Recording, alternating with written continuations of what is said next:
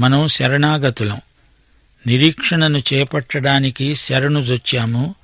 ఆశ్రయపురాలు 6 ఇశ్రాయేలుకు దేవుడిచ్చాడు.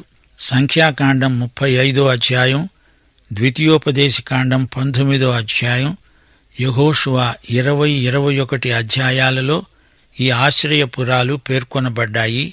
ఈ ఆశ్రయపురాలు యేసుక్రీస్తుకు ముందు గుర్తులు. పాపికి ఆశ్రయం క్రీస్తే. హంతకుడు ఆశ్రయపురంలో ఉండగలడు.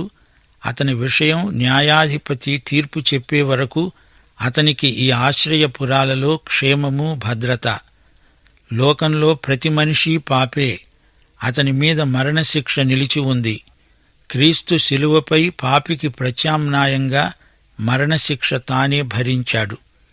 యేసు నా మరణాన్ని భరించినందుకు నాకు విడుదల కలిగింది. పునరుత్థానుడైన నా రక్షకుడు, ప్రధాన యాజకుడు యేసే. నేను ఆయన యొద్దకు నిరభ్యంతరంగా వెళ్లగలను. 1 కొరింథీ 10 అధ్యాయం 11 వచనం. ఈ సంగతులు దృష్టాంతములుగా వారికి సంభవించి యుగాంతమందున్న మనకు బుద్ధి కలగడానికి రాయబడినవి. అలాగే మెల్కీసెదెకు ఒక దృష్టాంతం. అతడు యేసుక్రీస్తుకు ముందు గుర్తు. ఆయనను మనం గ్రహించడానికి, అవగాహన చేసుకోవడానికి ముఖ్యమైన కొన్ని ముందు గుర్తులు రాయబడి ఉన్నాయి. యేసుక్రీస్తు పరలోకానికి ఆరోహణమై వెళ్లి మనకు ప్రధాన యాజకుడుగా పరిచర్యను చేపట్టాడు.